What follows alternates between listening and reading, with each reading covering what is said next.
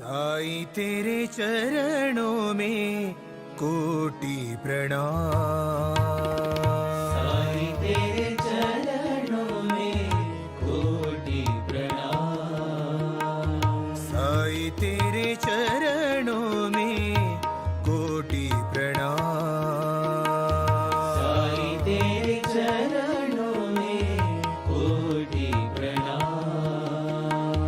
शरण में ले लो साईं प्रभो। शरण में ले लो साईं प्रभो। शरण में ले लो साईं प्रभो। शरण में ले लो साईं प्रभो।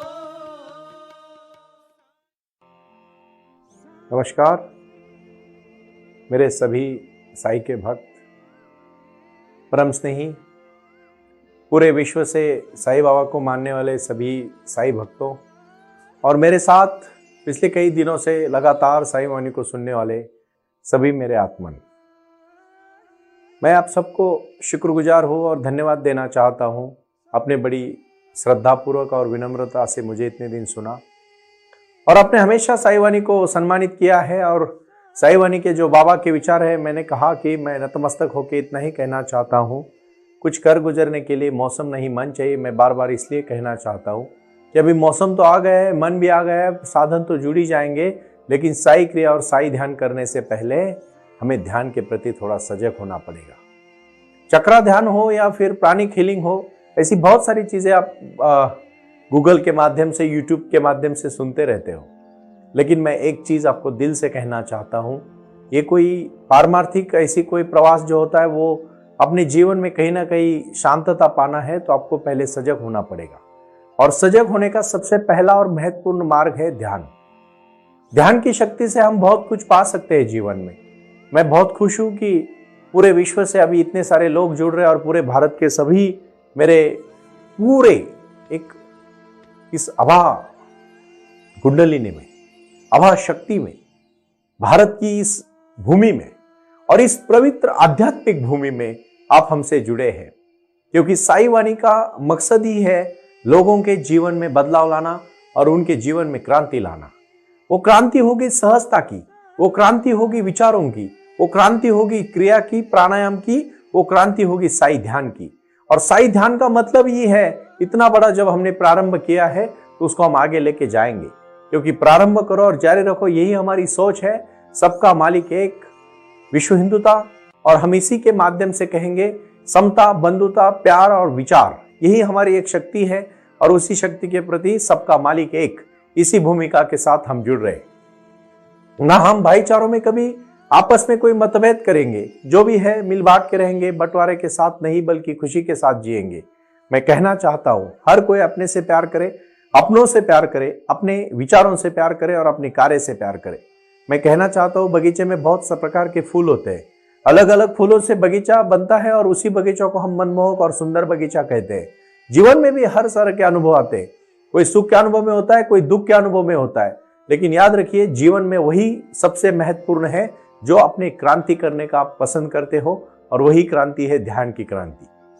साईवाणीट्रस्ट.org के माध्यम से हजारों करोड़ों प्रोजेक्ट हमने शुरू किए, बहुत सारे लोगों से हम जुड़े।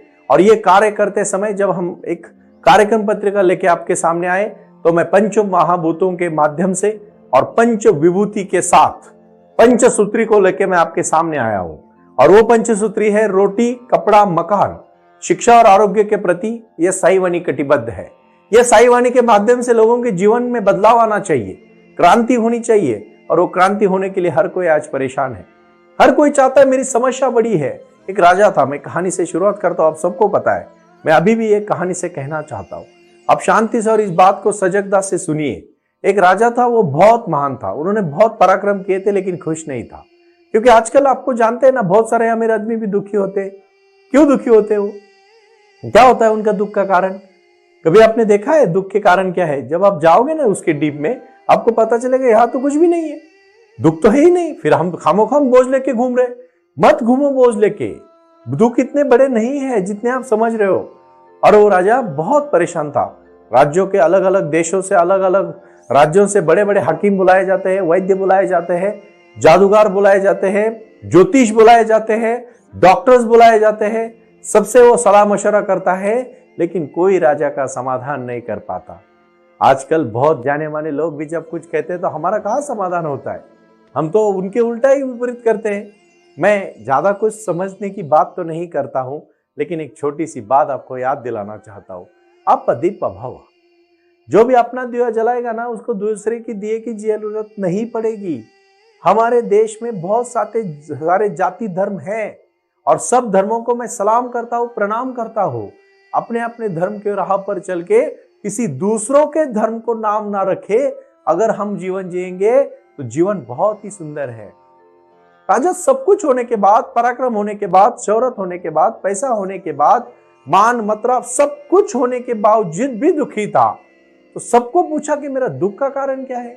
कोई राजा का सटीक समाधान नहीं कर पाया। आजकल किसी से भी किसी का समाधान नहीं होता है।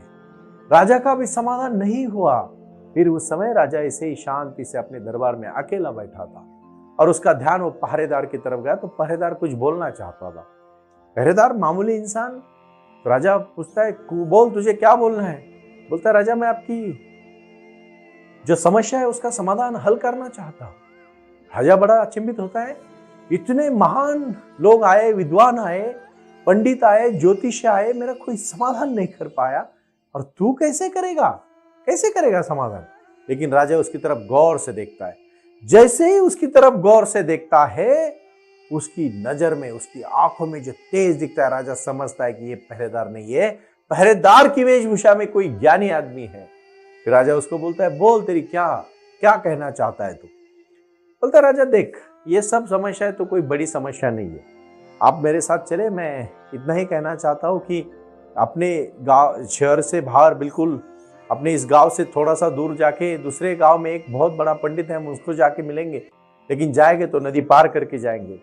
अभी राजा उसके साथ निकलता है। राजा सोचता है, इतने सारे हमने किए हैं प्रयोग तो ये भी कर लेंगे, हमें भी नहीं क्या। हम बहुत बार ज्योतिषी के पास जाते, बहुत बार बहुत लोगों का सलाह लेते। आज के यूथ को खासकर मैं कहना चाहूंगा, आप अपने जीवन में ना दृढ़ नहीं है। दृढ़ता का एक एक कदम डालोगे ना, पहुंच जाओगे, लेकिन हर बार भटकोगे ना, कहीं नहीं पहुंचोगे। तकलीफें आएगी, जरूर आएगी, मुश्किलें आएंगी। आज लोग आपको नाम रखेंगे, कोई नया करने जाओगे तो याद रखना, गरीबी सबसे पहले नाम रखने दो नाम। अगर आपके ऊपर आपका विश्वास है ना, आपको कोई रोक नहीं सकता। दृढ़ता ही विश्वास होता है। अपने लिए चलना, अपने साथ चलना और अपना लक्ष्य पाके कुछ करना ही बहुत महत्वपूर्ण होता है। यही एक संदेश मैं देना चाहता हूं यहाँ, कि दृढ़ता से कदम डालो और आगे आहिस्ता आहिस्ता आहिस्ता पहुंच जाओ। आप पहुंचोगे, ना भागना है ना रुकना है, सिर्फ चलना है। उसी प्रकार का वो प्रयास लेता है और जैसे ही वो प्रयास लेता है, वो राजा को कहता है चलो, तो चलता है राजा के साथ। वो फकीर जो दरबारी होता है वो, और दोनों चले जाते हैं। जैसे रिवर के पास, नदी के पास आते हैं, तो राजा जाना होता है तो बहुत बड़ी बड़ी वहां से नावें लाई जाती है, यहां से वहां पार करने के लिए। तो लेकिन वो राजा को कहता है, राजा नाव मैं चुनूंगा। राजा कहते हैं जैसे आपकी मर्जी। एक आती है, दो आती है, बहुत बड़े बड़े नाव, अच्छी अच्छी नावाड़ी नावें आती है, लेकिन वो हर एक में कुछ ना कुछ नुक्स निकालता है। राजा 1-2 घंटे के बाद परेशान हो जाता है। राजा कहता है, अरे यहां से तो इतना छोटा सा नदी तो पार करना है, हम किसी भी नाव में बैठ के जा सकते हैं, आप इतना क्यों उसमें नुक्स निकाल रहे हो, बार बार उसको रिजेक्ट क्यों कर रहे हो। तो वही वो कहता है, राजा जिंदगी का भी तो ऐसा ही है, आप भी वही कर रहे हो। ये जिंदगी तो कटने वाली है, हम ऐसे ही तैर के जा सकते हैं, फिर भी हम नाव में बैठते हैं और फिर ये बुरा क्या ये अच्छा, ये बुरा क्या ये गंदा, ये अच्छा क्या वो अच्छा, इसके चक्कर में क्यों बर्बाद होते हो। आप कहते हो धर्म है कि नहीं, आप कहते हो जीवन कैसा है, आप कहते हो सुख कैसा है, दुख कैसा है, तो ये तो होगा ही। अगर आप तैर के भी जा सकते हो, जब तक तैरोगे तब तक पहुंचोगे, तैरने के बाद तो पहुंचोगे, नाव में बैठने के बाद तो पहुंचोगे। जिंदगी का भी ये है, जन्म के बाद मृत्यु है, इसके अंदर का जो प्रवास है वही जीवन है। क्यों इतने परेशान होते हो। मैं सटीकता के माध्यम से आज एक संदेशा देना चाहता हूं। जितनी बड़ी समस्याएं नहीं होती उतनी हमारा मन उसको मानता है, और हमारा मन ही सबसे बड़ा गुनहगार है, क्योंकि वही समस्या को बड़ा करता है। भाई और बहनों, समस्या इतनी बड़ी नहीं है। कोई भी नाव में बैठ के जा सकते थे लेकिन नहीं पहुंच पाते, तैर के भी जा सकते थे लेकिन नहीं तैरते। जिंदगी की भी यही समस्या है, जब तक खुद नहीं उतरोगे तब तक कहीं नहीं पहुंचोगे। किसी दूसरे के ऊपर निर्भर होकर कुछ नहीं होने वाला है। अपने जीवन में अगर कहीं पहुंचना है तो खुद आपको करना पड़ेगा। और इसीलिए मैं आज संदेशा देना चाहता हूं, साई वाणी को सुनने के बाद आपको साई क्रिया के ऊपर लक्ष्य केंद्रित करना है। और वो साई क्रिया क्या है? साई क्रिया है अपने शक्ति को, ध्यान के शक्ति को जगाना। ध्यान के बहुत सारे प्रकार है, उसमें मैंने प्राणायाम के माध्यम से बहुत सोच समझ के साई ध्यान को निर्मित किया है। और साई का ये ध्यान, साई क्रिया से पहले, साई क्रिया के बाद साई ध्यान, और साई क्रिया जो है वो सिर्फ और सिर्फ प्राणायाम से निगड़ित है। लेकिन अपने अंदर की शक्ति जो बाबा ने कही है, क्योंकि बाबा 100 साल पहले थे, वो जब जीवित थे, जब लोगों में थे तो लोगों को मिलकर आशीर्वाद देते थे। आज वो ध्यान के माध्यम से आशीर्वाद दे रहे हैं। और इसीलिए मैं साई क्रिया के प्रति 3 ही बातें कहना चाहूंगा, उसके लिए आप जुड़ जाए। और वो सबसे पहले आप शांति से बैठे, पद्मासन में बैठने के बाद रीढ़ की हड्डी को सीधा करें, हड्डी को सीधा करें और सिर्फ आंख बंद करके पूरी क्रिया आप आंख बंद करके करो। आगे के 10 मिनट शांति से आप बैठे हो, मैं जैसे बोलता हूं वैसे क्रिया को प्रारंभ करो और सिर्फ सांस पे लक्ष्य केंद्रित करना है और शांत बैठना है। गहरी शांति, सिर्फ सांस पे ध्यान। अभी सब आप शांत बैठे हो और सिर्फ सांस पे ध्यान दे रहे हो। यही शांति है, यही क्रिया है, यही एक भक्ति है, यही एक शक्ति है। साईं बाबा का इसी आशीर्वाद के साथ आप जुड़े हो और इसी आशीर्वाद के साथ आप राष्ट्र को, अपने जीवन को, अपने कला को, अपनी कृति को, अपनी क्षमता को समर्पित कर रहे हो। समर्पण ही सबसे बड़ी शक्ति है। पूरी तरह से आप अपने को झोंक रहे हो इस शक्ति में और वो शक्ति बढ़ रही है और शक्ति आगे जाके पुनर्जीवित हो रही है आपके लक्ष्य के लिए, आपके कार्य के लिए। और इसी को हम कहते हैं जीवन में क्रांति है, जीवन में भक्ति है, जीवन में शक्ति है, जीवन में यही तो क्रिया है जो आपके अंदर की ऊर्जा को बढ़ा रही है। और बढ़ने के बाद आप एक कार्य के प्रति, एक लक्ष्य के प्रति जुड़ रहे हैं। यही शक्ति को हम जोड़ रहे हैं। इस शक्ति को बहुत तहे दिल से जोड़ो। मैं इतना ही कहना चाहता हूं नम्रता के साथ। यही शक्ति को पाना है आपको, यही शक्ति को बदलना है। निगेटिव को पूरा बाहर डाल के शांति से आप मेडिटेशन की तौर पर घूम रहे हो। अब अभी आहिस्ता आहिस्ता मेडिटेशन करने को शुरुआत कर रहे हो और मन प्रसन्न है, आंख बंद है, सांस पे ध्यान है। और इसी क्रिया के साथ मैं कहूंगा बालाजी जी को ये पूरी तरह से मेडिटेशन का 5 मिनट का पूरा वीडियो दिखाए, जिस वीडियो से शांति भंग कोई भी भंग ना करे और सिर्फ वीडियो का आवाज, और वो अपने आंख बंद करके साईं बाबा की प्रतिमा सामने लाओ। उनकी शक्ति मेरा आवाज और वही भक्ति आपको आगे तक पहुंचाएगी। और आज मेडिटेशन का ये बहुत अद्भुत अनुभव आज नेक्स्ट 5 मिनट में करो। उनके साथ मेडिटेशन करना है।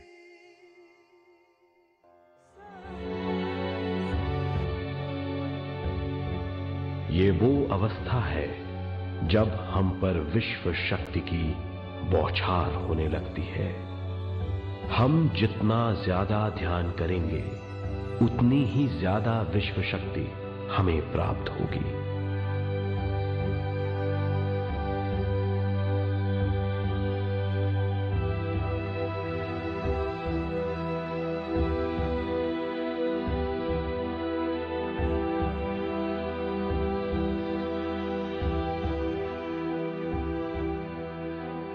विश्व शक्ति प्राणमय शरीर की शक्ति में प्रवाह करती है।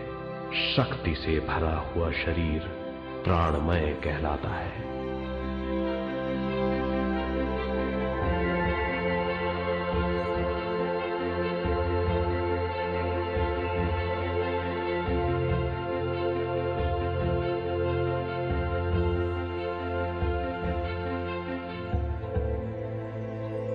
प्राणमय शरीर में 72,000 से ज्यादा रंग रहित नाड़ियां या शक्ति की नलियां होती हैं जो पूरे शरीर में फैली हुई हैं।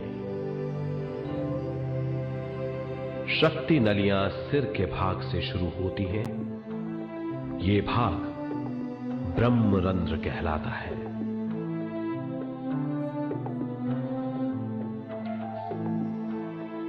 ये नलियां सारे शरीर में पेड़ की जड़ों और डालियों की तरह फैली हुई हैं।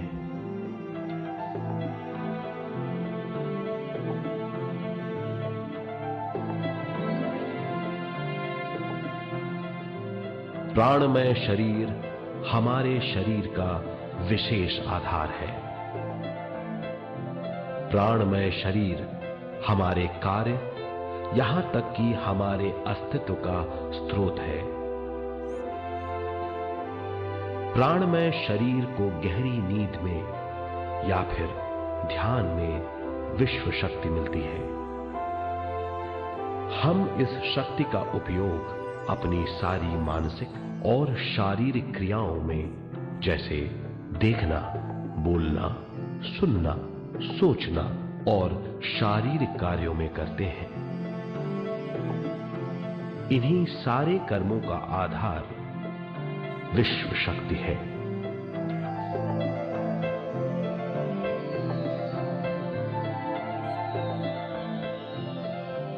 विश्व शक्ति का बहाव केवल हमारे विचारों पर आधारित है। जब हम सोचने लगते हैं तो विश्व शक्ति का बहाव रुक जाता है। मतलब यह है, हमारा सोचना विश्व शक्ति का बांध है। जब विश्व शक्ति का बहाव कम हो जाता है तो शक्ति नलियों में कम शक्ति पहुंचती है।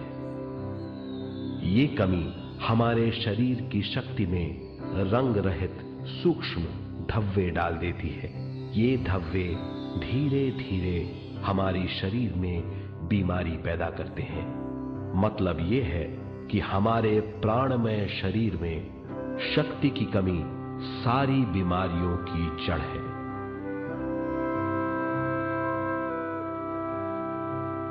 ध्यान से हमें बहुत बड़ी मात्रा में विश्व शक्ति मिलती है।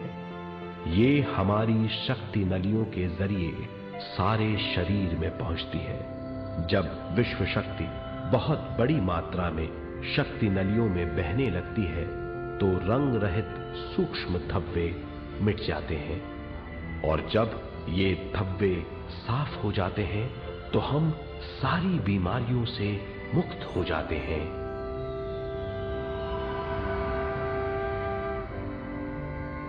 जब ब्रह्म रंध्र में शक्ति बहने लगती है तो हमें सिर में और सारे शरीर में भारीपन लगने लगता है। जब शक्ति हमारे नलियों को साफ करने लगती है तो हमें उस हिस्से में खुजली या दर्द का आभास होता है। कभी कभी हमें भौतिक शरीर के कई हिस्सों में दर्द भी महसूस हो सकता है। इन दर्दों को दूर करने के लिए हमें दवा लेने की जरूरत नहीं है। ज्यादा ध्यान करने से ये दर्द दूर हो जाते हैं।